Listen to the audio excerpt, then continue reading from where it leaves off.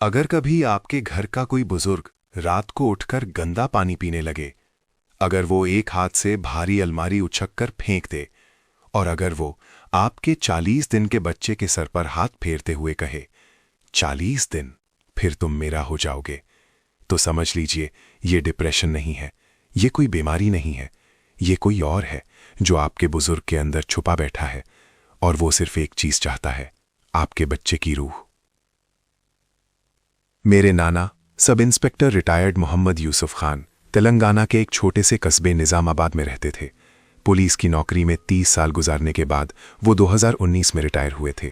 सख्त मिजाज, सीधे साधे, लेकिन दिल के बहुत साफ इंसान। घर में सब उन्हें बाबा कहते थे। मैं उनका बेटा हूं, नाम अली। मेरी बीवी फातिमा और हमारा छोटा बेटा, जो इस वक्त सिर्फ 40 दिन का था, इसी घर में रहते थे। ये कहानी बिल्कुल वैसी है जैसी मैंने अपनी आंखों से देखी। कोई ड्रामा नहीं, कोई फिल्म का सीन नहीं, बस वो जो हमारे साथ हुआ। सब शुरू हुआ जून 2022 में। नाना को बवासीर का शदीद दर्द था। डॉक्टर ने ऑपरेशन की तजवीज़ दी। निजामाबाद के सरकारी अस्पताल में दाखिला हुआ। ऑपरेशन बिल्कुल नॉर्मल था। 2 दिन बाद वो घर आ गए। हम सब खुश थे, मगर तीसरी रात को कुछ अजीब हुआ। अस्पताल वालों ने ऑपरेशन वाले खून आलूद कपड़े गेट के बाहर एक पुरानी कचरा कुंडी में फेंक दिए थे। कोई नादानी थी, कोई लापरवाही, कौन जानता था कि उस कचरे में कौन सी गंदी चीज मौजूद थी। नाना के कपड़ों पर खून लगा था, ताज़ा खून, और उस खून ने कुछ ऐसा खींच लिया जो इंसान नहीं था। पहले दिन घर आकर नाना बिल्कुल नॉर्मल थे। शाम को चाय पी, अखबार पढ़ा, हत्ता कि मेरे बेटे को गोद में लेकर मेरा शेर कहकर मुस्कुराए। रात को सो गए।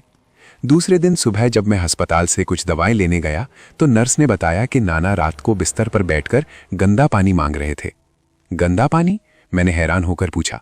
नर्स ने कहा, हाँ भाई, वो बिस्तर के पास रखा पुराना ग्लास उठाकर नाली का पानी पीने लगे। हमने रोका तो गुस्सा करके चिल्लाने लगे। मैंने सोचा शायद दर्द की वजह से दिमागी भूल हो गई हो। घर आया तो नाना को देखा। वो बैठे बैठे दीवार को घूर रहे थे, आंखें सुर्ख, चेहरा बेरंग। मैंने पूछा, बाबा ठीक तो हो? उन्होंने आहिस्ता आहिस्ता सर घुमाया। उनकी आंखों में कुछ ऐसा था जो पहले कभी नहीं देखा, जैसे कोई और शख्स अंदर से झांक रहा हो। शाम को सबसे खौफनाक चीज हुई। मेरा बेटा, जो सिर्फ 40 दिन का था, दूध पीकर सो रहा था। नाना अचानक उठे, बगैर किसी बात के बच्चे के पास गए और उसे उठा लिया एक हाथ से। बच्चा रो पड़ा। फातिमा ने चीख मारी, बाबा जी क्या कर रहे हो? नाना ने बच्चे को ऊपर उठाकर दीवार की तरफ फेंकने का इशारा किया और बोले, इसे मार दूं? इस छोटे को मार दूं?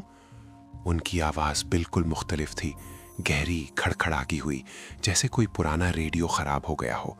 मैंने आगे बढ़कर बच्चे को छीन लिया। नाना ने मुझे एक धक्का दिया, सिर्फ एक हाथ से। मैं 3 फुट पीछे गिर गया। मेरी पीठ दीवार से टकराई। इतनी ताकत उनमें कभी नहीं थी। उस रात से घर में दहशत फैल गई। नाना रात को उठकर घर के पिछवाड़े वाले नल से गंदा पानी पीते। कभी कभी वो किचन में खड़े होकर हंसते, अकेले, बगैर किसी वजह के। उनकी हंसी सुनकर रोंगटे खड़े हो जाते। एक रात में जागा तो देखा वो मेरे बेटे के पालने के पास खड़े हैं। बच्चा सो रहा था। नाना उसके सर पर हाथ फेर रहे थे और धीरे धीरे बोल रहे थे, 40 दिन, 40 दिन, फिर तुम मेरा हो जाओगे। मैंने फौरन बच्चे को उठा लिया। नाना ने मुझे देखा और मुस्कुरा दिए। वो मुस्कुराहट आज भी मेरे ख्वाबों में आती है। तीसरे दिन नाना ने घर का भारी अलमारी एक हाथ से उठाकर फेंक दी। अलमारी में बर्तन रखे थे, सब टूट गए। आवाज इतनी जोर की थी कि पड़ोसी भी भाग कर आ गए। नाना बैठे बैठे हंस रहे थे। ये सब तुम्हारा है, सब तुम्हारा, वो बड़बड़ा रहे थे। हमने डॉक्टर को बुलाया।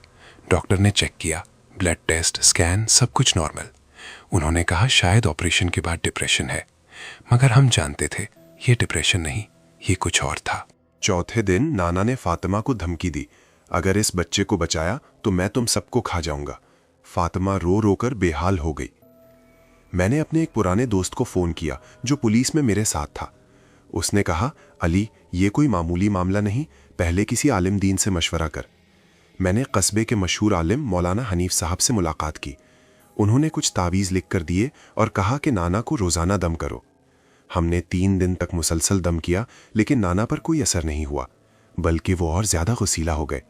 एक रात उन्होंने तावीज़ को फाड़कर मेरे मुंह पर फेंक दिया और बोला, ये कागज़ मेरे क्या कर लेंगे, मैं हवा हूं, मैं आग हूं। मौलाना हनीफ साहब खुद आकर देखकर डर गए।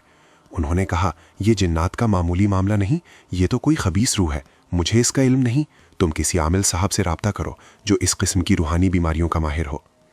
अब हमारी परेशानी दोगुनी हो गई। फिर मुझे अपने एक साथी ने हैदराबाद में रहने वाले एक आमिल का नाम दिया, अब्दुल रहमान साहब। कहा जाता था कि वो ऐसे केसेस में महारत रखते हैं जो आम लोगों की समझ से बाहर होते हैं। मैंने उन्हें फ़ोन किया, उन्होंने फ़ोन पर ही पूछा, घर में कोई 40 दिन का बच्चा है? मेरे होश उड़ गए। मैंने कहा, हाँ, कैसे पता चला? वो खामोश हो गए, फिर बोले, मैं कल आ रहा हूँ, तब तक बच्चे को अपने पास रखना, रात को उसे अकेले ना छोड़ना। अगले रोज अब्दुल रहमान साहब आ पहुंचे। लंबे कद के, सफेद दाढ़ी, आंखें बहुत गहरी। उन्होंने घर का एक चक्कर लगाया, फिर नाना के कमरे में गए। नाना उस वक्त बेड पर लेटे थे। आमिल साहब ने उनके चेहरे को देखा, फिर अचानक पीछे हट गए। उनके चेहरे का रंग बदल गया। वो बाहर आए तो बोले, ये कोई आम जिन नहीं, ये किसी पुरानी कब्र या वीरान जगह की रूह है। खून की बू ने उसे खींच लिया। तुम्हारे नाना के खून वाले कपड़े कहाँ फेंके गए थे? मैंने बताया कि अस्पताल के बाहर वाली कचरा कुंडी में। आमिल साहब ने सर हिलाया। वो जगह पहले से ही आलूदा थी। अस्पताल के बाहर ऐसी कचरा कुंडियां अक्सर पुरानी रूहों का मस्कन बन जाती हैं। जब ताज़ा खून उस तक पहुंचा तो उसे रास्ता मिल गया। अब वो नाना के अंदर है और उसका हदफ बच्चा है, 40 दिन का बच्चा। उसकी रूह बहुत मासूम होती है। ऐसी रूहें इन गंदी मखलूकात के लिए सबसे आसान शिकार होती हैं। हम सब कांप उठे। आमिल साहब ने कहा, इसका एक ही इलाज है, मिट्टी की हांडी में इस रूह को कैद करना है। लेकिन ये इतना आसान नहीं जितना लगता है। पहले मुझे तैयारी करनी होगी, 3 दिन चाहिए। 3 दिन में क्या किया? हमने पूछा। उन्होंने बताया कि उन्हें मखसूस जगह से मिट्टी लानी होगी, ख़ास कढ़ाई वाले लुबान, और 7वें दिन की रात का इंतज़ार करना होगा। 7वीं रात जब चांद अपने आखिरी दर्जे पर हो, उस रात रूह सबसे कमज़ोर होती है। हमने 3 दिन इंतज़ार किया। इन 3 दिनों में नाना का रवैया और भी ख़तरनाक होता गया। वो रात को उठकर छत पर चढ़ जाते और घंटों ऊपर खड़े रहते।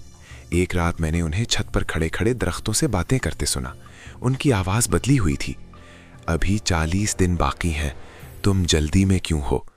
वो खुद से बातें कर रहे थे या किसी और से, मैं नहीं बता सकता। 7वीं रात आमिल साहब ने हमें बुलाया। उन्होंने मिट्टी की हांडी, सुर्ख रंग की, लाई थी। उसमें उन्होंने कुछ मिट्टी डाली, लुबान जलाया और कुछ पुरानी तहरीरें पढ़ना शुरू कर दी। फिर उन्होंने नाना को बिठाया। नाना उस वक्त बेहोश थे, लेकिन जैसे ही आमिल साहब ने पढ़ना शुरू किया, उनकी आंखें खुल गईं। वो चिल्लाए, मुझे मत छेड़ो, मैंने इसे पहले ही अपना बना लिया है। आमिल साहब ने कहा, इसके बाल काटो और मुझे दो। मैंने नाना के बाल काट कर दिए। आमिल साहब ने बाल हांडी में डाले और एक खास दुआ पढ़ी। हवा में अजीब सी बू फैल गई, जैसे सड़ी हुई लाश की बू। हांडी में से धुआं निकलने लगा। नाना अचानक बेहोश हो गए। आमिल साहब ने कहा, अब ये हांडी जंगल में फेंक देनी है, वहां एक ऐसी जगह जहां कोई दरख्त ना हो, जमीन बिल्कुल साफ हो। लेकिन सुन लो, हांडी फेंकने के बाद जो भी हो, पीछे मुड़कर मत देखना। अगर किसी ने देख लिया तो वो रूह उसकी तरफ आ जाएगी।